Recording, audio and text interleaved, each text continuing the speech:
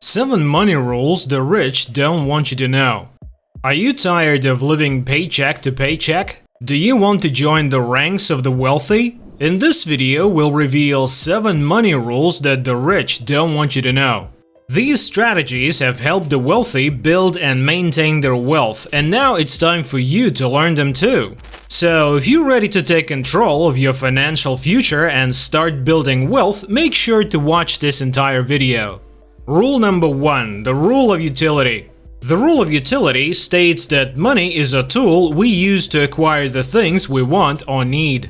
While this is true, it's important to understand that money can also create new problems. For instance, if you're making a low income and you suddenly start making more money, you might think that your financial issues are solved. However, this extra income could also lead to new problems, such as a busy schedule that strains your relationships or neglecting your health due to the demands of your job. It's important to strive to improve your overall quality of life, but it's also important to remember that no one is completely problem-free. Even if you're a millionaire, you may still face issues like family members asking for money or the worry of losing your wealth. Don't let the pursuit of more money fool you into thinking it will lead to a problem-free life. Rule number 2: the rule of time. Time is the most valuable resource we have, but most people fail to understand its importance in building wealth. It's difficult to trade time for money, especially if you're trading your own time.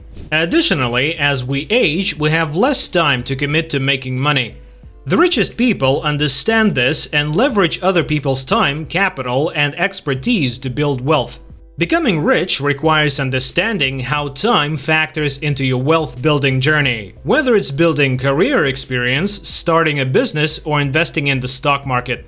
Once you understand how to capitalize on time, building wealth becomes easier. Rule number 3: the rule of protection. Have you ever asked yourself why you work? It's likely not because you enjoy listening to your coworkers' family drama or working late to meet unrealistic deadlines. For most people, the answer is simple: you work to pay your bills and eventually retire. However, while many people have the skill of accumulation, they lack the skill of protection, which extends their path to financial freedom unnecessarily. The skill of protection involves defending against financial foes that try to take your money, like costly vacations, oversized homes, or expensive cars. Anyone can make money, but what separates those who get and stay rich from those who struggle financially is how they manage their resources. It's important to internalize this, because just like you can't out-exercise a bad diet, you can't out-earn a spending problem. The more protective you are of your money, the better. Rule number 4: the rule of minimal savings. For the entirety of your life, you've been told to save your money. Your parents told you to save for a rainy day, the news tells you to stash your cash, and of course banks are more than happy to take your money. However, should you actually be saving your money? While saving money can be a good idea in some cases, it's not always the most effective way to build wealth. This is because when you deposit your money in a bank, the bank can use it to make loans to other people at higher interest rates while paying you a lower rate on your savings. This means that the bank is able to profit off of your money, while you may not see as much return on your savings. However, this does not mean that you shouldn't save money at all. It's still important to have some savings on hand to cover emergencies and everyday expenses. It's also a good idea to have a certain amount of money saved as a buffer in case of unexpected expenses or changes in your financial situation. The key is to find a balance between saving and investing. While it's important to have some money saved for the short term, it can also be beneficial to invest a portion of your money in options like real estate or index funds, which have the potential to generate higher returns over the longer term. By minimizing how much you save and maximizing how much you invest, you may be able to build wealth more effectively.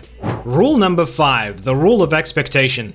Many people believe that reaching a certain financial goal, such as a certain salary or net worth, will bring them happiness. However, this is often not the case, as people tend to just set new, higher goals for themselves once they reach their initial target.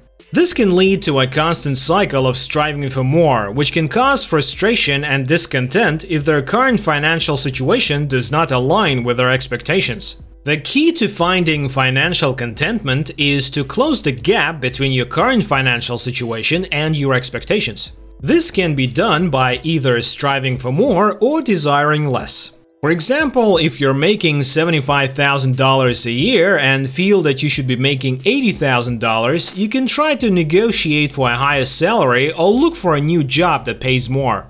On the other hand, you can also try to lower your expectations and find contentment with your current salary by focusing on the things that you do have and finding ways to appreciate them. Ultimately, the key is to find a balance that works for you and helps you find contentment with your financial situation.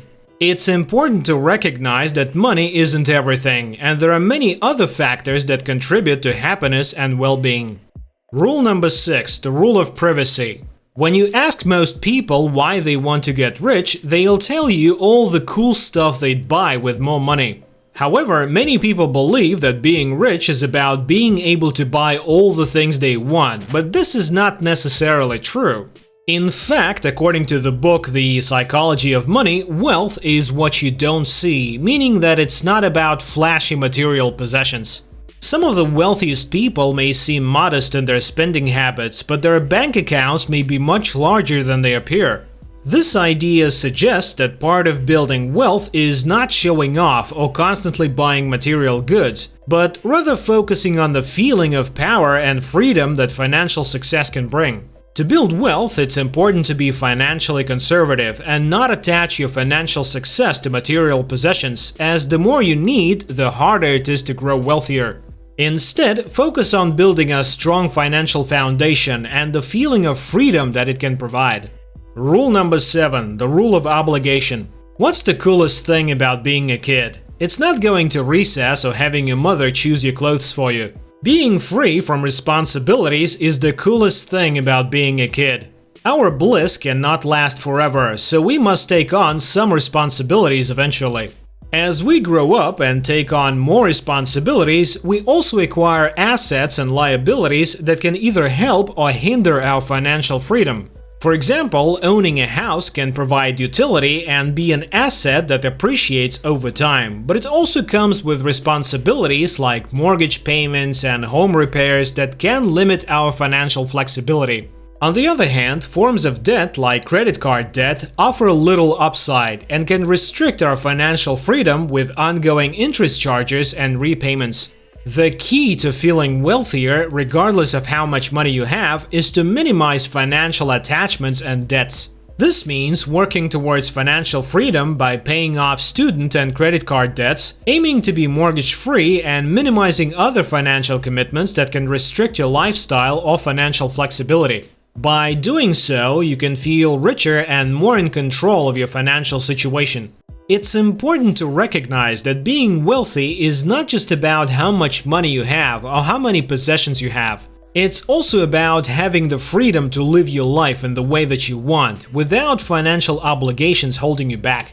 By working towards financial freedom and minimizing financial attachments, you can feel wealthier and more in control of your financial situation, regardless of your income or net worth. Thanks so much for watching. Let me know your thoughts down below, and if you haven't, give this video a like and subscribe. Until next time, have a great day or night, and I'll see you soon.